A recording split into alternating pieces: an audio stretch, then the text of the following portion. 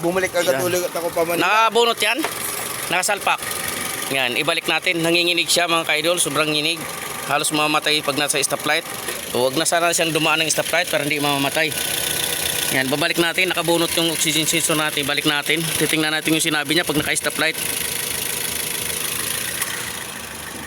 Yan. Nakamarking lahat, oh. Oo. Yan, nakasalpak na. Tingnan natin. Kung nanghihingalo ba talaga siya. Makamarking lahat, oh.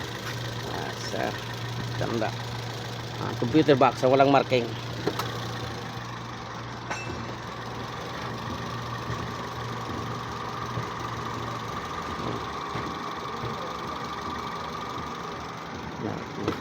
Oh, walang marking. Markingan. Ito may mga marking sa mga idol. Yan, tayo natin manginginig. Binalik na natin yung oxygen sensor.